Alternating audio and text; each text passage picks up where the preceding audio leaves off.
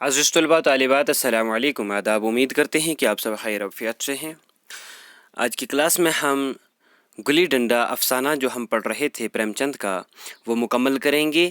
تو ابھی تک ہم نے یہ پڑھا ہے کہ پریم چند نے لکھا ہے کہ وہ بچپن کے زمانے میں گلی ڈنڈا کھیلا کرتے تھے اپنے ساتھیوں کے ساتھ۔ جب ان کے والد کا تبادلہ ہو گیا کسی دوسرے شہر میں، وہ والد کے ساتھ کہیں چلے جاتے ہیں۔ 20 سال کے بعد واپس پہنچتے ہیں اسی شہر میں انجینئر بن کر، تو وہاں اپنے بچوں کو گلی ڈنڈا کھیلتے دیکھ کر ان کو اپنی یاد تازہ ہو گئی۔ انہوں نے گیا جو ایک دوست ہے ان کا بچپن کا ہمجولی ساتھی ہے ساتھ کھیلنے والا، اس کو تلاش کیا، ڈھونڈ نکالا، بچوں نے بلا کر لایا، پھر ان سے بات چیت ہوئی، اس کے بعد کھیلنے کے لیے اصرار کیا، یعنی خواہش ظاہر کی۔ تو پہلے وہ نہیں مانا، بعد میں مان گیا، بستی سے دور جا کر کہیں کھیلنے لگے۔ تو مصنف کہتا ہے کہ میں نے بہت ساری بے ایمانیاں کی، یعنی کھیل کے خلاف تھے، جو ان کھیل کے جو قاعدے قانون ہیں اس کے خلاف کچھ اصول ہیں وہ بھی کیے، لیکن گیا نے کوئی غصہ نہیں کیا اور ایسا لگ رہا تھا کہ وہ کھیلنا بھول گیا ہے، اس نے کھیلنا چھوڑ دیا ہے۔ تو اس طرح سے گیا اور دونوں کھیلتے رہے، آخرکار شام ہوتی ہے تو دونوں وہاں سے واپس لوٹ آتے ہیں۔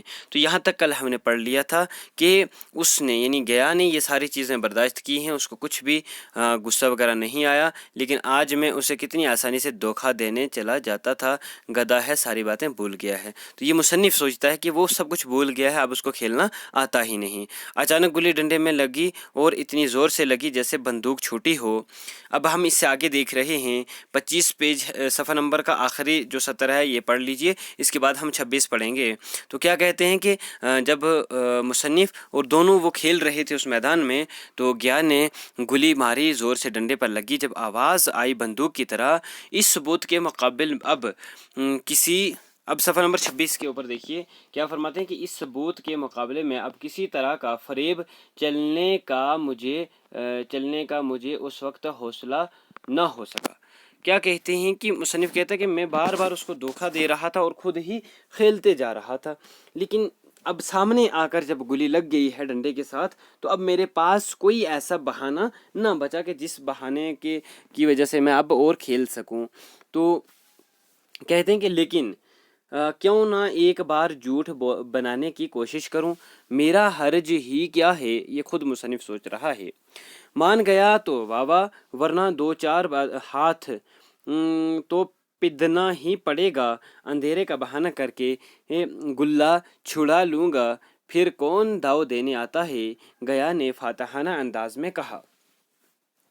تو کیا کہتے ہیں کہ یہ ساری چیزیں مصنف سوچ رہا تھا جب وہ گلی ڈنڈے کے ساتھ آ کر ٹکرا گئی ہے، آواز آ چکی ہے، لیکن مصنف سوچ رہا ہے کہ میں اب بھی اس کو کسی طرح سے دھوکہ دیتا ہوں۔ لیکن گیا نے کہا فاتحانہ انداز میں، بڑی معدبانہ انداز میں، بڑے سلیقے کے ساتھ آ کر کہا، لگ گئی ٹن سے بولی۔ اب دیکھو مصنف کھیل رہا ہے، انجینئر ہے، دوسری طرف اس کا بچپن کا ساتھی گیا جو ہے وہ اٹی جس کو ہم گلی کہتے ہیں وہ اٹھا کے لا رہا ہے، مار رہا ہے، تو لگتی بھی ہے لیکن مصنف بہانہ کر دیتا تو وہ مان جاتا کہ ہاں۔ تو کیا ہوا کہ اب کی بار جب لگی ہے تو گیا نے آ کر کہا کہ لگ گئی ہے۔ میں نے انجان بننے کی کوشش کرتے ہوئے کہا، تم نے لگتے دیکھا، میں نے تو نہیں دیکھا۔ اب کیا کہتا ہے، یعنی یہ بات کس نے کہی؟ مصنف کہہ رہا ہے کہ جب آ کر گلی زور سے لگی، اس نے مجھ سے آ کر کہا کہ اب لگ گئی ہے، تو میں نے کیا کہا کہ میں نے تو گلی نہیں لگتے ہوئے دیکھی، کیا آپ نے دیکھی ہے؟ تو اس وقت جو گیا ہے اس کا جواب سنیے کیا تھا، ٹن سے بولی ہے سرکار۔ بچوں یہ جملہ یاد رکھنا، آپ سے آگے بھی اس کے بارے میں پوچھا جاتا ہے، ٹن سے بولی ہے سرکار۔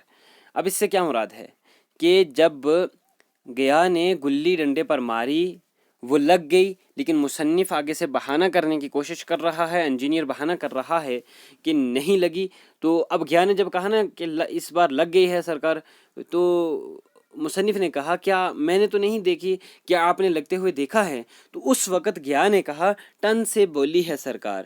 ٹن سے کیا مراد ہے کہ جو گلی لگی ہے ڈنڈے کے اوپر، گلے کے اوپر، تو وہ لگنے کی آواز ٹن کی آئی ہے، یعنی وہ اتنی زور کی آواز، ٹن سے آواز آئی ہے کس کی؟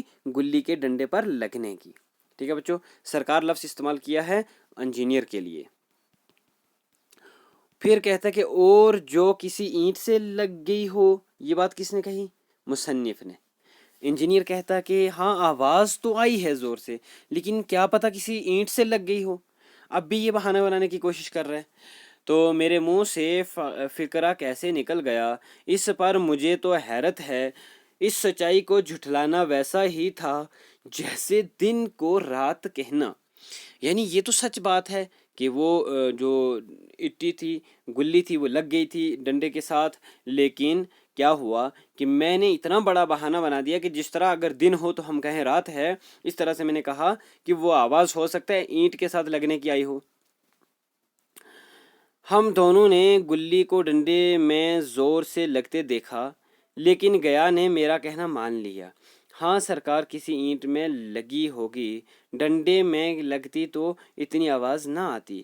دیکھو گیا نے خود اپنی آنکھوں سے دیکھا کہ ڈنڈے کے ساتھ لگ گئی ہے گلی، اتنی بڑی آواز بھی آئی ہے، لیکن پھر بھی وہ یعنی اس بات سے راضی ہو گیا، اس بات کو مان گیا مصنف کی بات کو کہ ہاں ہو سکتا ہے اینٹ سے ہی لگی ہو. اب آگے دیکھیے، تو یہاں سے یہ چیزیں ساری کیا ہمیں مصنف نے پہلے ہی بتا دیا ہے کہ مجھے ایسے لگ رہا تھا کہ وہ کھیلنا ہی بھول گیا ہے، اس کو یعنی اب کھیل نہیں یاد رہا، تو اب اس کو غصہ بھی نہیں آتا، اب وہ کھیل نہیں سکتا. تو اس لیے وہ کہتا ہے کہ اینٹ سے لگی ہے، ایسے بہانہ یعنی اس کی بات مان بھی لی گیا نے. کہتا ہے کہ ہاں سرکار کسی اینٹ میں لگ گئی ہوگی، ڈنڈے میں لگتی تو اتنا زور سے آواز نہ آتی. اب مصنف کیا کہتا ہے، میں نے پھر پدانا شروع کیا، یعنی میں نے پھر سے کھیلنا شروع کر لیا، لیکن اس قدر صاف اور صریح دھوکہ دینے کے بعد گیا کی سادگی پر مجھے رحم آیا. اس لیے جب تیسری بار گلی ڈنڈے میں لگی تو میں نے بڑی فراخ دلی سے داؤ دینا طے کیا. فراخ دلی سے، بڑی نیک نیتی سے، بڑے دل کے ساتھ میں نے کیا کیا، یعنی اپنے آپ کو بڑا مہان ثابت کرتے ہوئے اب سوچا کہ اس کو کھیلنے کے لیے دوں گا. گیا نے کہا اب تو اندھیرا ہو گیا ہے بھیا، کل پر رکھو. انجینئر جو ہے بہانے بنا کر کھیلتا رہا. جب گیا کی باری آئی تو اس نے کہا کہ اب ہم کل کھیلیں گے. ہوا میں نے سوچا کل بہت سا وقت ہوگا اور نہ جانے کتنی دیر پدائے، یعنی کب تک یہ کھیلتا رہے تو یہ آؤٹ ہی نہ ہو تو میرے لیے مشکل بن جائے گا. اس لیے اس وقت معاملہ صاف کر لینا اچھا ہوگا. نہیں نہیں بہت اجالا ہے، تم اپنا داؤ لے لو. یہ کس نے کہا؟ مصنف نے. گلی سوجے گی نہیں. اب گیا نے کہا کہ گلی سوجے گی نہیں، مطلب گلی نظر نہیں آئے گی، ہمیں دکھے گی نہیں یا پکڑی نہیں جائے گی.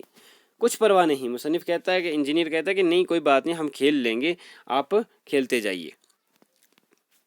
تو گیا نے پدانا شروع کیا. اب گیا جو تھا اس نے کھیلنا شروع کر لیا، لیکن اب اسے بالکل مشق نہ تھی. مشق سے مراد کیا ہے کہ پریکٹس نہیں کی تھی اس نے دوبارہ ٹل لگانے کا ارادہ کیا، لیکن دونوں ہی بار وہ چوک گیا. کہ اس نے کوشش کی کھیلنے کی، اس گلی کو ڈنڈے کے ساتھ مارنے کی کوشش کی، دور بھگانے کی کوشش کی، لیکن وہ نہیں مار سکا. 1 منٹ سے کم میں وہ اپنا داؤ پورا کر چکا تھا. یعنی 1 منٹ کا وقت بھی نہیں ہوا تھا کہ وہ جس کو ہم کہتے ہیں آؤٹ ہو گیا، جس کا کھیل ختم ہو گیا. بیچارہ گھنٹہ بھر پیدا لیکن 1 ہی منٹ میں سماعت ہو گیا. کہتے ہیں کہ پورا گھنٹہ وہ کھیلتا، یعنی بال جو ہے وہ گلی جو ہے اٹھا اٹھا کر لاتا رہا، لیکن 1 ہی منٹ خود کھیل سکا، 1 منٹ بھی نہیں کھیل سکا. اب جو انجینئر ہے وہ اس پر ترس کھا رہا ہے. کیا کہتا ہے؟ منٹ میں اپنا داؤ کھو بیٹھا. میں نے اپنے دل کی وسعت کا ثبوت دیا. وسعت سے مراد کیا ہے کہ میرا دل یعنی بہت وسیع ہے. میں نے یہ چیز ظاہر کی.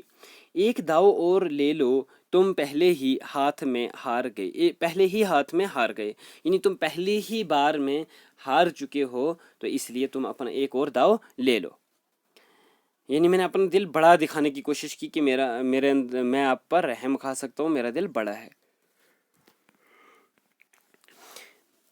نہیں بھیا، اب اندھیرا ہو گیا ہے، تمہاری مشق چھوٹ گئی، کبھی کھیلتے نہیں ہو، کھیلنے کا وقت ہی نہیں ملتا بھیا. تو انجینئر نے اس کو کہا کہ تم کھیلو کوئی بات نہیں، ایک دو اور لے لو. اس نے کہا نہیں اندھیرا ہو گیا ہے اب نہیں کھیلیں گے. تو مصنف نے کہا کہ تمہاری مشق چھوٹ گئی ہے، یعنی تم کھیلتے نہیں ہو کیا؟ تو اس نے کہا کہ اب کھیلنے کا وقت نہیں ملتا. تو پھر کیا کہتا ہے کہ ہم دونوں موٹر میں جا بیٹھے اور چراغ جلتے جلتے پڑاؤ پر پہنچے. تو پڑاؤ سے کیا مراد، چراغ جلنے سے کیا مراد ہے کہ گاڑی کی جو روشنی تھی، موٹر سے مراد ہے گاڑی. تو چراغ جلانے سے مطلب گاڑی کی لائٹیں جس کو ہم کہتے ہیں وہ جلا کر ہم پڑاؤ پر یعنی اپنی منزل پر پہنچے. کل یہاں گلی ڈنڈا ہوگا، سبھی پرانے کھلاڑی کھیلیں گے، تم بھی آؤ گے جب تمہیں فرصت ہو. سب ہی کھلاڑیوں کو بلا لوں گا. یہ کس نے کہا؟ یہ گیا نے کہا. گیا چلتے چلتے بولا. جب وہ یعنی وہاں پر پہنچے اپنی منزل پر، جگہ پر پہنچ کے ٹھکانے پہ، تو وہاں پر گیا نے کہا کہ کل ہم یہاں کھیلیں گے تو سارے پرانے کھلاڑیوں کو بلائیں گے، تو تم بھی کل آنا. کس کو کہہ رہا ہے؟ انجینئر کو. میں نے شام کا وقت دیا اور دوسرے دن میچ دیکھنے لگا. کوئی 10 آدمیوں کی منڈلی تھی جس کو ہم ٹیم کہتے ہیں، کہ 10 آدمیوں کا جھنڈ تھا، ٹیم تھی. کئی میرے لڑکپن کے ساتھی نکلے مگر بیشتر نوجوان تھے، یعنی زیادہ تر، بیشتر سے مراد ہے زیادہ تر جو تھے وہ نوجوان تھے جنہیں میں پہچان نہ سکا. کھیل شروع ہوا، میں موٹر پر بیٹھا تماشا دیکھنے لگا. آج گیا کا کھیل اور اس کی کرامات دیکھ کر دنگ رہ گیا. کیا کہتے ہیں کہ باقی سارے کھیل رہے ہیں، میں صرف ان کا تماشا دیکھ رہا ہوں. کچھ ان میں میرے ساتھی بھی ہیں، کچھ نئے نوجوان ہیں. وہ ٹل لگاتا تو گلی آسمان سے باتیں کرتی. ٹل لگانے سے مراد ہے عزیز بچوں کہ شاٹ لگانا، یعنی گلی کو اچھال کر ڈنڈے کے ساتھ مارنا اتنے زور سے کہ وہ دور جا کر گرے. تو کہتے ہیں انجینئر کہتا ہے کہ جب آج میں ان کا دیکھ رہا تھا، میچ دیکھنے لگا، تو کوئی 10 آدمی تھے. ان سب جو تھے نوجوان تھے، زیادہ تر جو تھے وہ ان میں سے کچھ میرے ساتھی بھی تھے لیکن کچھ زیادہ تر نئے آدمی تھے.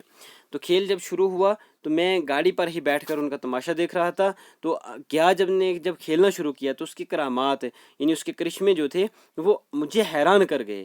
وہ یعنی شاٹ جب لگاتا تھا تو اس کی گلی آسمانوں کو چھوتی تھی، اتنی دور جا کے گرتی تھی. کل کی سی وہ جھجک، وہ ہچاکٹ، وہ بے دلی آج نہ تھی. یعنی کل جس طرح وہ جھجک کے کھیل رہا تھا، ہچاکٹ تھی، یعنی جس طرح شرمیلا پن محسوس کر رہا تھا، گھبرایا ہوا تھا یا کھیل نہیں سکتا تھا. لڑکپن کی جو بات تھی آج اس نے کمال تک پہنچا دی. یعنی اس کی لڑکپن کی جو خوبی تھی، بچپن، لڑکپن سے کیا مراد ہے؟ بچپن، کہ اس کے بچپن کی جو خوبی تھی، ہنر تھا کھیلنے کا، تو آج اس نے معراج تک پہنچا دیا، یعنی اس کو کمال تک پہنچا دیا، سب کے سامنے دکھا دیا. کہیں کل اس نے مجھے اس طرح پدایا ہوتا تو میں ضرور رونے لگتا.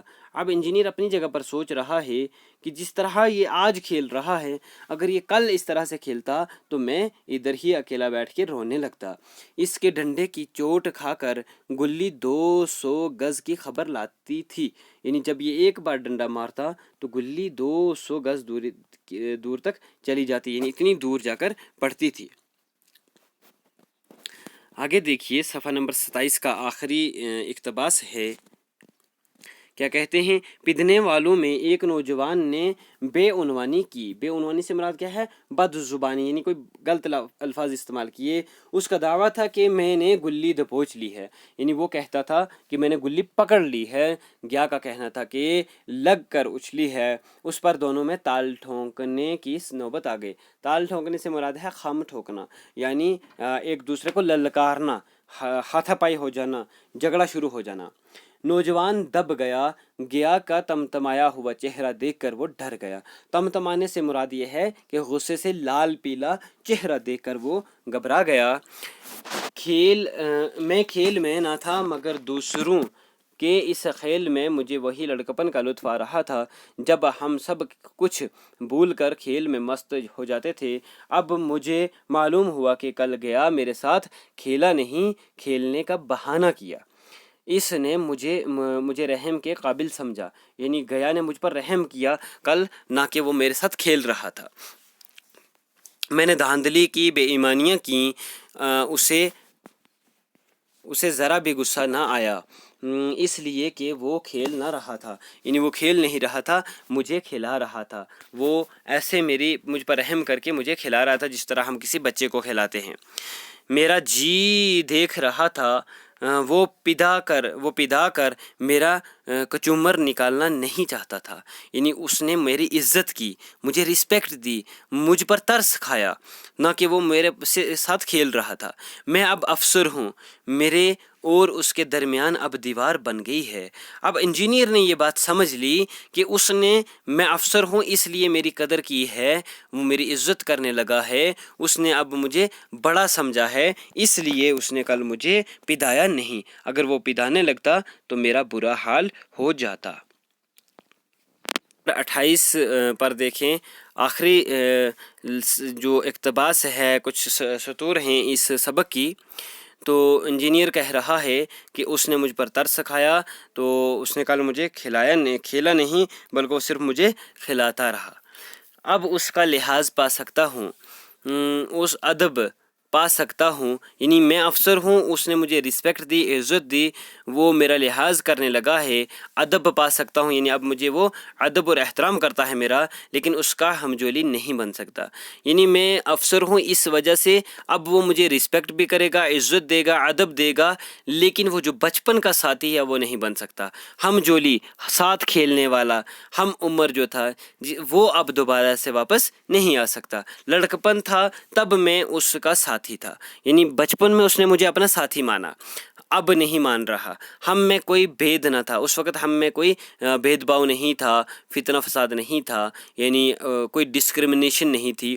میں اب کے رحم کے قابل ہوں، وہ اب مجھے اپنا جوڑ نہیں سمجھتا، یعنی اب وہ مجھے اپنا دوست نہیں مانتا، مجھ پر رحم کھاتا ہے، اس لیے کہ میں اس کے اب قابل یا وہ ساتھی اب مجھے نہیں بنانا چاہتا۔ وہ بڑا ہو گیا ہے، میں چھوٹا ہو گیا ہوں۔ کس نے کہا؟ مصنف نے، کہ وہ بڑا ہو گیا ہے، اس کی سوچ بڑی ہو گئی ہے، یعنی اس نے مجھ پر ترس کھایا، رحم کھایا، مجھے ادب کیا، مجھے عزت و احترام کیا، لحاظ کیا میرا، تو اب مجھے وہ اپنا ساتھی نہیں بناتا، وہ مجھے اپنا جوڑ نہیں سمجھتا، یعنی وہ یہ سمجھتا ہے کہ میں افسر ہوں، میں بڑا آدمی ہوں، لیکن اصل میں حقیقت میں وہ بڑا ہو گیا ہے، میں چھوٹا ہو گیا ہوں۔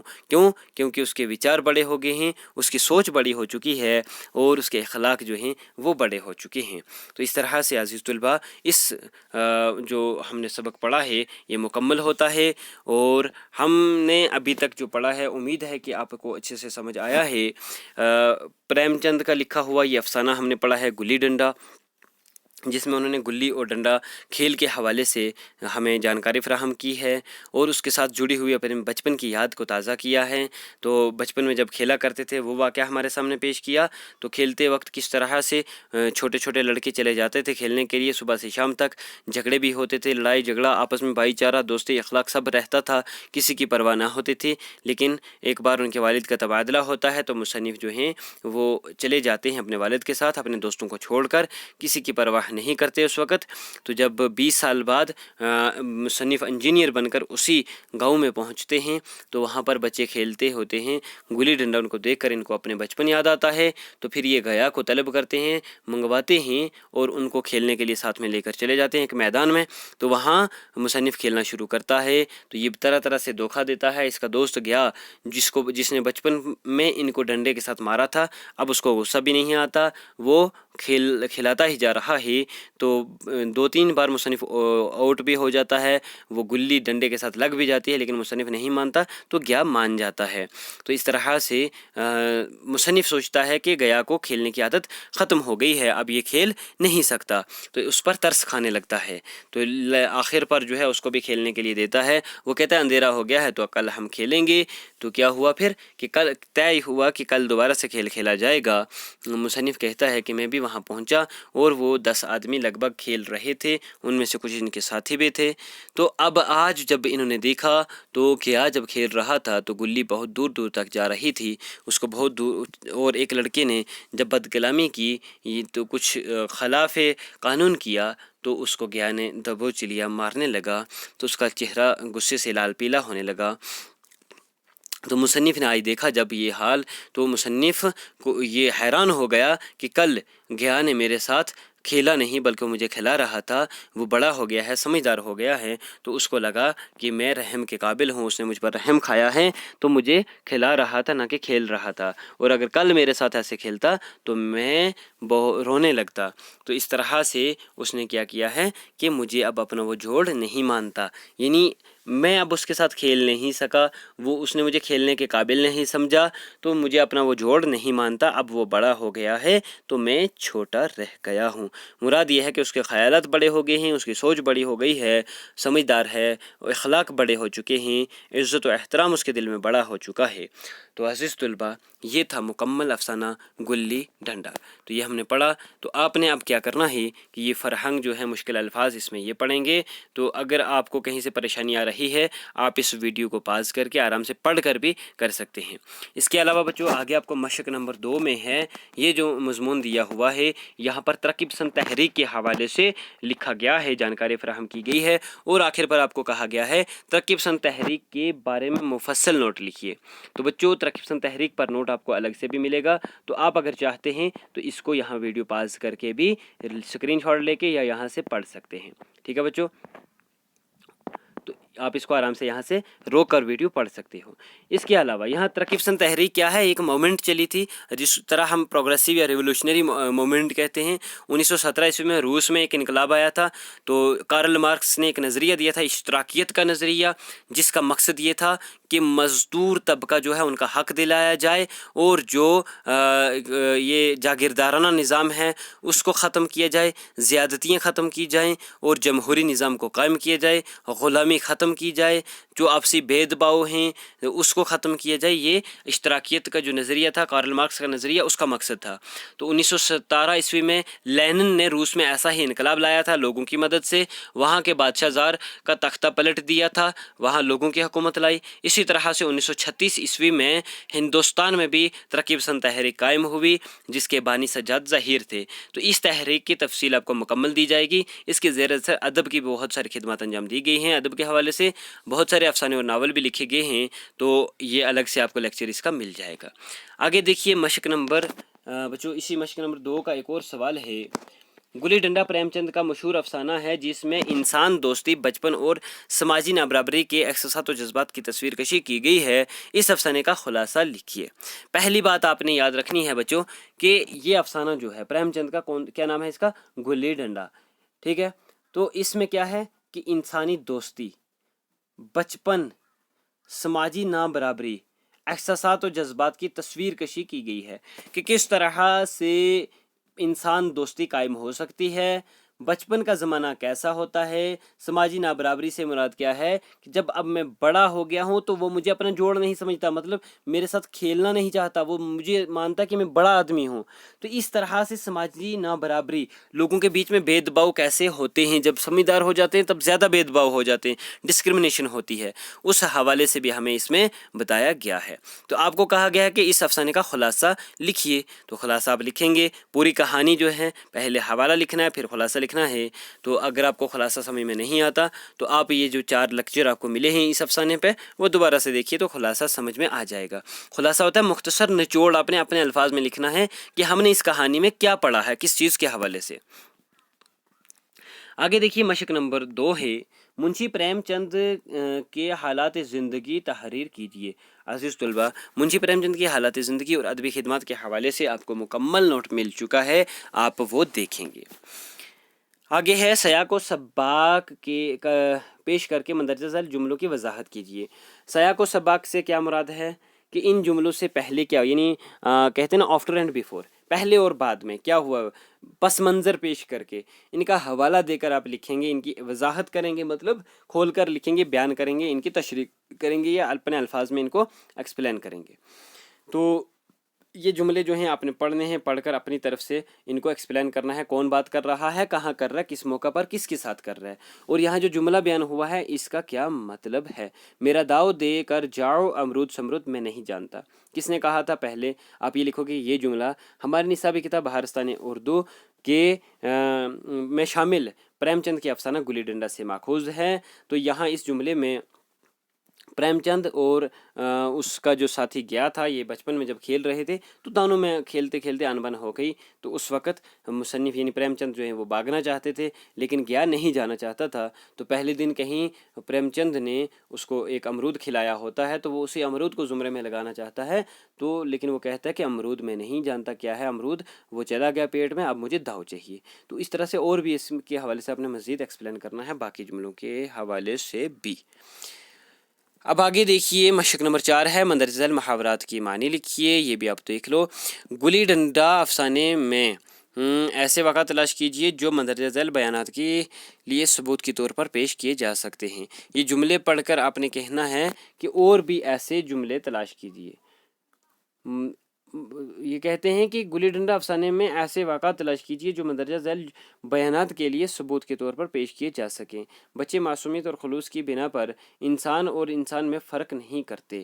یعنی اس جملے کے لیے آپ ثبوت کے طور پر بیچ میں سے کچھ بتائیے.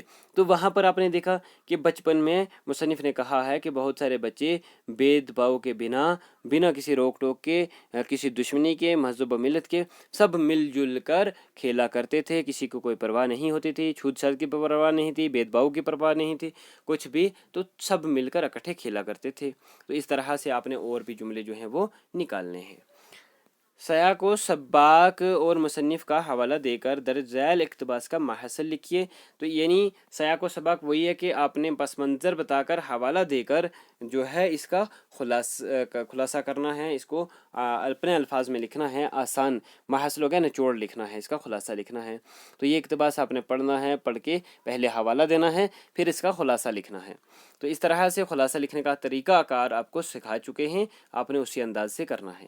آگے ہے آخری سوال ہے اس مضمون کا. اردو افسانے کی ابتدا پر نوٹ لکھیے. آپ کو 2 نوٹ تیار کروائے گئے ہیں اس کے حوالے سے. ایک تو اردو افسانے کی تعریف، پھر اجزائے ترکیبی اور پھر آغاز ارتقاء. تو آپ نے یہ سارے جو ہے یہ مکمل نوٹ لکھ کر تیار کرنا ہے. تو اس طرح سے جو کمی اس سبق میں رہ گئی ہے وہ دوسری ویڈیو میں پوری کی جائے گی. آپ لوگ پورا لیکچر سماعت فرمائیں گے. اب آپ کو جہاں سے سمجھ میں نہیں آیا تو وہ آپ لوگ پوچھ سکتے ہیں. اگلی کلاس میں آپ کو ترکیب پسند تحریک کا نوٹ دیا جائے گا. تب تک کے لیے آپ اس کو پڑھیے، اچھے سے تیار کیجیے. اللہ حافظ. شکریہ. نوازش.